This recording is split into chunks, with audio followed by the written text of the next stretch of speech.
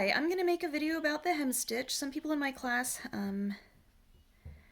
need a little extra time with this, so I thought I'd make a separate video so that you can practice and take it as slow as you want. The hem stitch is a row of knots that you do along the bottom of your weaving. Here we're doing it on a tapestry.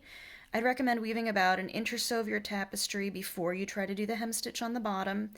And what the hem stitch does is secure, we're kind of doing a row of knots basically right here along the edge around the warp ends so that your weaving, the rows of weaving, don't slide down when the tension decreases because you've taken your weaving off the loom.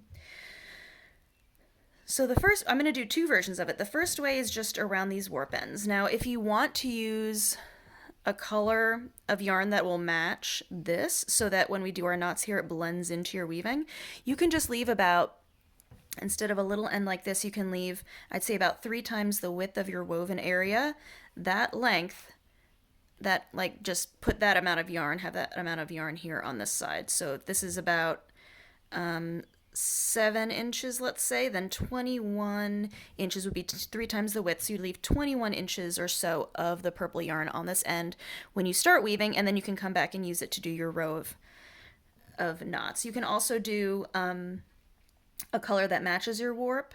So this would be like an off-white. You don't have to do the same type of fiber, but for the purpose of this, I am going to use wool. Now I'm using a color that kind of contrasts so that you can see the knots as we put them on. So I have plenty of yarn here. You wouldn't need this much to do it.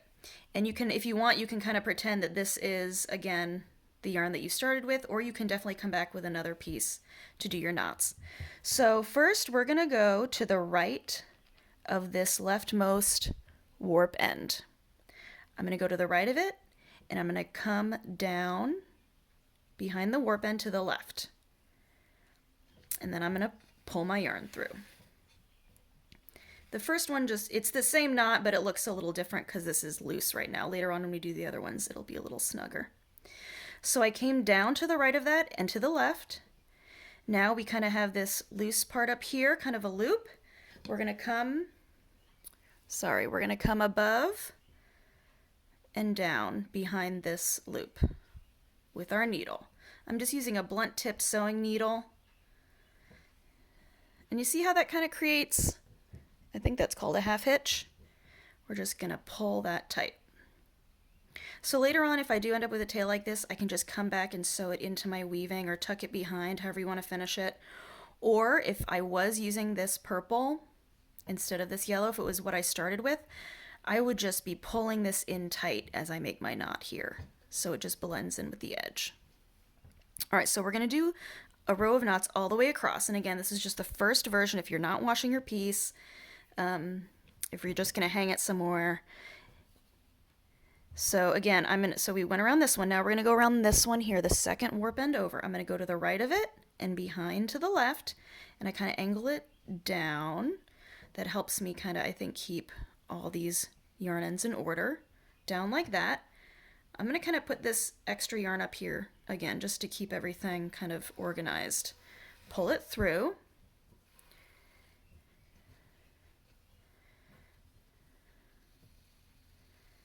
So you see here how we have a loop.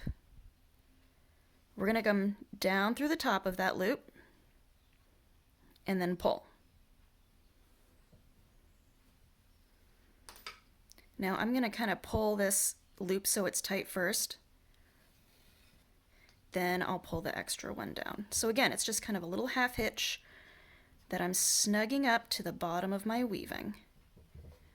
That's it. Now you will do this all the way across. I'll do it a couple more times.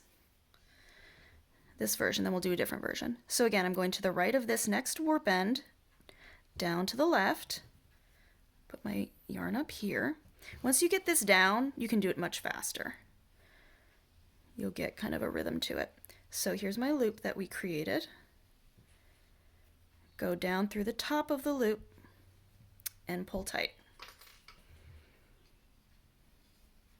Now this is how I've seen it done on tapestries. If you're doing a woven piece where the finished piece isn't as dense as this woven tapestry is, You could, and you still could do it with this.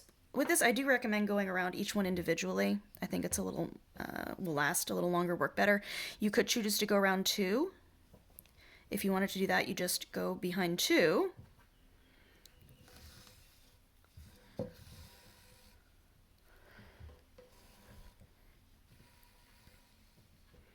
And down through the top. And it would kind of pull those two together as you squeeze it or pull it tight here.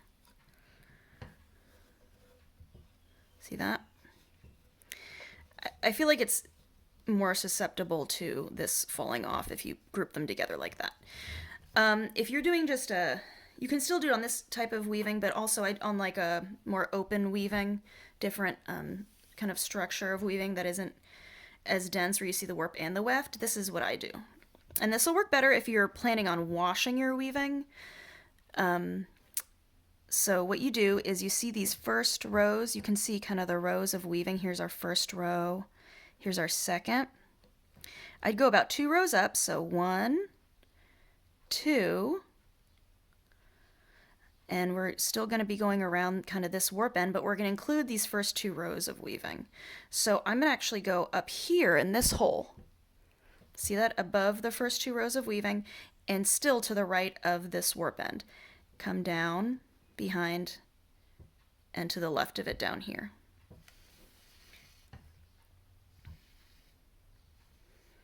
We don't have to keep those down, but that's just the place where you're putting the needle, so I wanted to show it to you.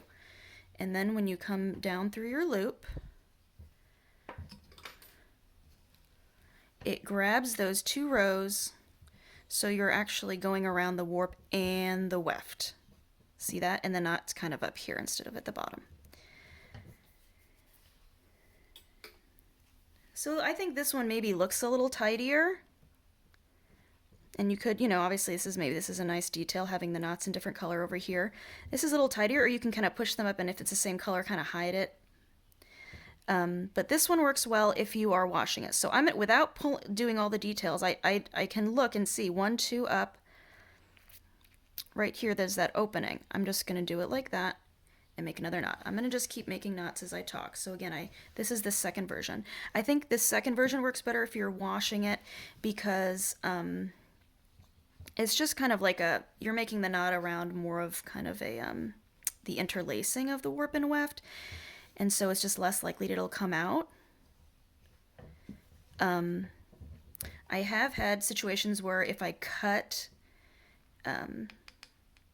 really close to these knots here, up here, and then I was moving the fabric around a lot, these had slid down. So it's up to you what you want to try. And you can just try things and see what happens, I guess. Take that risk. This yarn that you use down here, you want this to be pretty strong stuff. You don't want to use like a real flimsy, I wouldn't use a single ply. Not that single plies are always flimsy, but more than 1 ply is usually a lot stronger. I forgot to mention that one time in a class, and somebody used kind of a real, almost delicate type yarn, and she had a lot of breakage, because you are trying to make a real solid knot here. So that's what it looks like if you go around the first 2 rows, and you can kind of push it up. This works just fine, again, if you're just going to cut it off and either let it hang, or maybe tuck your ends here in it to the back, all those other finishing techniques that we talk about in class. So the idea is you do this, whatever you choose to do, you do it all the way across, and then you'll end up with, some yarn left over. You can break that and sew it back into your weaving or tuck it to the back. There's your hem stitch.